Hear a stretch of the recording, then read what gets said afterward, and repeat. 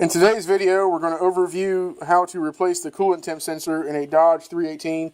This is a 2000 that's had a V8 swap from a 3.9. The coolant temp sensor is located way down in here. It's going to be kind of hard to see, but you can kind of see it right back there where that plug-in is. That is the coolant temp sensor. And this one currently, the gauge reads lower than what it says it is, so it's triggering a code in the computer saying that the engine's not getting to running temperature. So we shall overview how to change this out.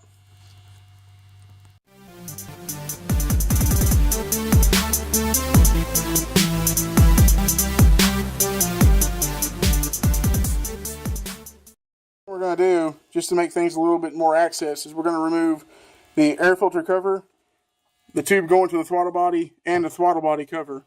What you do is, this is a plastic nut on top, which sometimes you got to use pliers on. You just unscrew that, and that'll allow the cover to come off. And then there are 4 clips on the air filter box, and they just push off. There's one there, one there, one here, and then there's also one back here. Once you get those off, all you have to do is just lift the air filter cover box out, and it unclips with these 4 little clips. Then you unscrew this cover, and then you remove this hose that goes to the valve cover for the PCV. Next item on the list is we're going to have to remove the heater core hose going into the intake manifold. It goes in 90s right down in here in order to get to the coolant temp sensor, which is the wires down there. It goes over top of the sensor wiring. And what I've done is clamp the hose off with a pair of needle nose and a pair of vice grips to be easier on the hose. They actually make specific vice grips for this fact that does less damage to the hose, but I'm using what I've got. And that's so that we don't lose much coolant out of the heater core and out of the cooling system in general. It doesn't insert a lot of air. But we'll go ahead and get that off, which is just a clamp down in there. And I use those needle nose, as you can see the clamps right down in there. I use those needle nose to get to that clamp to pull it up.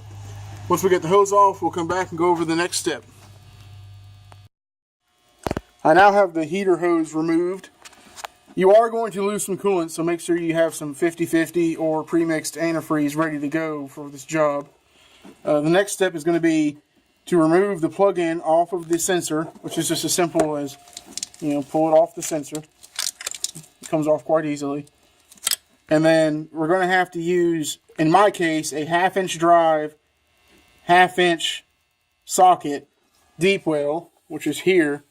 And the reason being is the sensor has a plastic plug-in on it, and most sockets have a stopper that won't let the plastic actually enter the socket far enough. But the deep well 1/2-inch drive actually allows it to catch the hex part of the head. We're going to get the old sensor out and then overview getting the new one put in. Alright, we have the sensor out, which is that little hole right down there.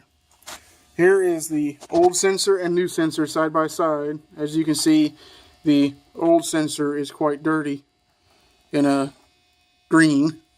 The new sensor over here, I have already prepped it with Teflon tape in order to seal the threads better. And all you have to do is insert it in there and snug it down. I don't have a torque spec on that, but just don't over tighten it. Just good and snug is all you need. We now have the new sensor installed and snugged down. This is the tool that I used to install it. It was the 1/2-inch drive deep well socket, along with a 6-inch 1/2-inch drive extension and a ratchet. And the part number for this sensor is here. This is a CarQuest branded sensor from Advance Auto.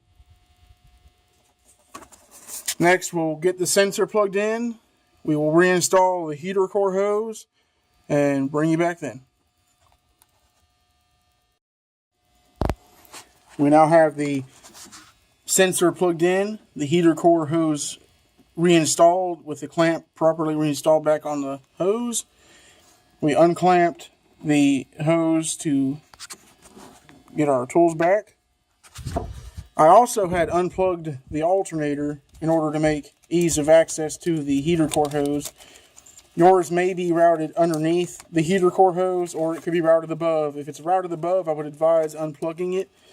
It's just a push pin, push tab to release it. That way you don't mess up the wiring. Our next step is going to be cleaning up the tools and reinstalling the airbox and throttle body cover. And then we shall check the coolant. Once we get to the coolant side, we will come back. Now, since we have opened the cooling system and lost some coolant, you will notice that it's a little low. What we will do is start the engine, let it run with the cap off, turn the heat on to let the heater core cycle, because that's where most of the coolant was lost from. And there's videos on YouTube that show you how to properly bleed a cooling system, depending on which vehicle this is in. This sensor replacement covers Dakotas, Durangos, Grand Cherokees, and anything with a newer style Magnum 318 5.2 liter. So I'm not going to cover that on this particular truck. So I'll come back once that's finished. Alright, the truck is now all back together. The cooling system has been bled and the problem has been fixed. The temperature reads properly now. This was an overview of how to replace the coolant temp sensor on a 5.2 liter 318 Magnum Dodge engine. Please comment, rate, and subscribe. And if you have any feedback, feel free to leave it. Have a great day.